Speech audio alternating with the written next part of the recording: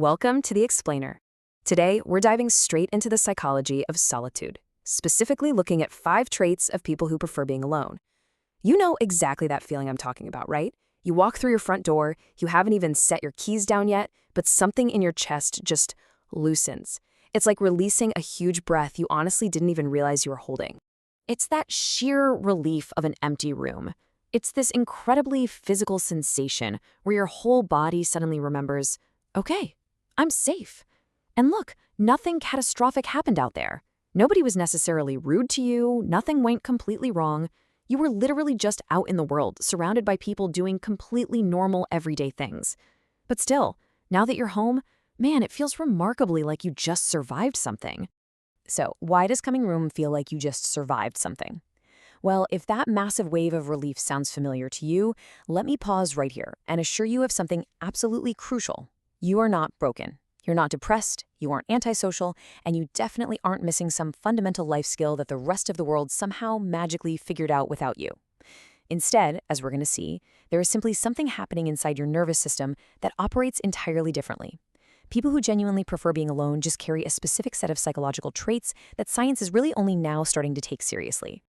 Let's jump right into Section 1, the solitude stigma, and what normal is supposed to look like.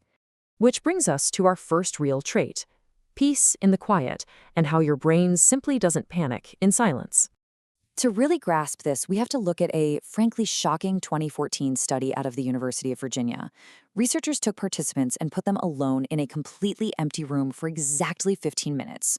No phones, no music, no books to read, zero distractions. It was just them, hanging out with their own thoughts. Now, their only alternative in this room, a button that delivered a mild electric shock. And you're probably not going to believe this, but most people chose to voluntarily shock themselves, often multiple times. Physical pain was genuinely, literally preferable to spending just 15 minutes alone with their own mind.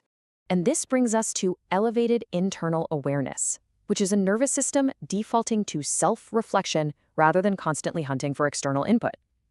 If you're a solitary person, just think about how you operate compared to those study participants. When you sit in a quiet room, your brain doesn't instantly scramble for the exit, right? You aren't reaching for an electric shock. Instead, your mind settles. It naturally drifts through layers of old memories, maybe some unfinished questions, or creative ideas that really only have the space to surface when all that external noise finally clears out. You don't desperately need something happening outside of you just to feel okay inside. Honestly, that trait alone puts you in a psychological category most adults have literally never visited. Let's move to Section 3, Reimagining Social Energy, where we'll cover traits 2 and 3, deep processing and reading rooms. Now, there's this massive misconception out there that solitary people are just somehow bad at social situations. But the truth? You don't lack social energy at all. You just spend it much, much more intensely. You're not drained because you're bad at socializing. You're drained because you are fully 100% present inside every single interaction.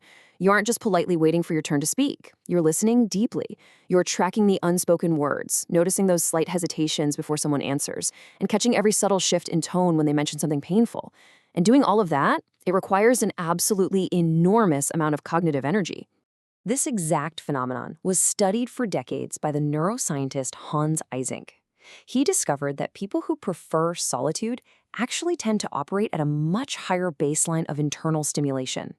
So think about what that means. When you walk into a social situation, that social input doesn't energize you the way it might for a massive extrovert.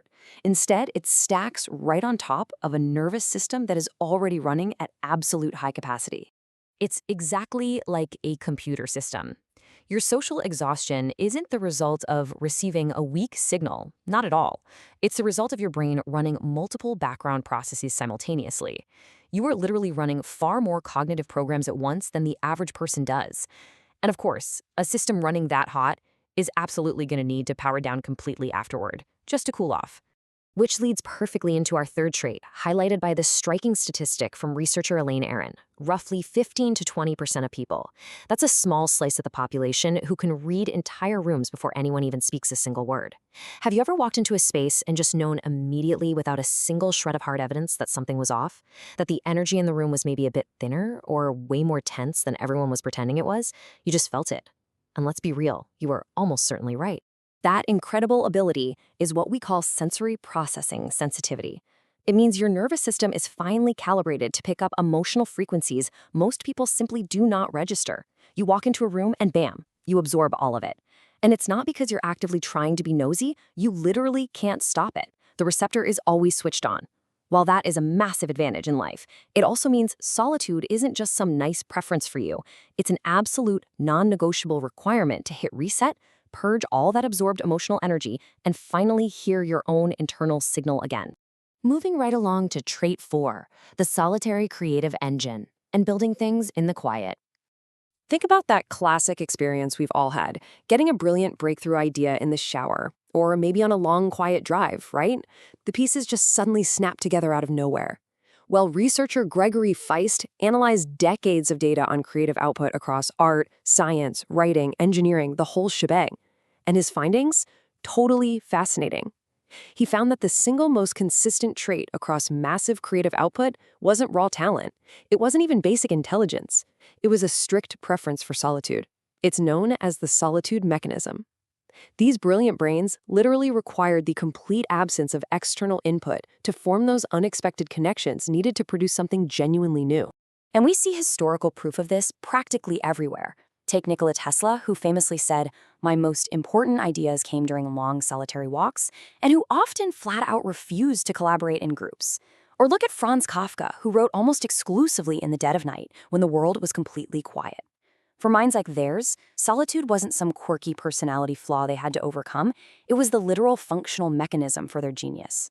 So remember that every hour you spend alone isn't lost time. It's just your mind doing exactly the deep work it was built to do. Now for our next section, feature or a wound, the crucial caveat of solitude. Before we look at our final trait today, we really need to take a quick introspective pause here. You have to ask yourself, is your solitude a feature or a wound? Because it breaks down into two very different versions that honestly look almost identical from the outside. On one side, we've got the preference. This is where your nervous system genuinely functions better with less input. Solitude energizes you, it produces your best thinking, and it just feels like true freedom. That is a functional feature. But on the flip side, we have the shield. This is where you choose to be alone simply because human connection feels way too risky. It's staying home so nobody can reject you. It's disappearing just to hide from the world.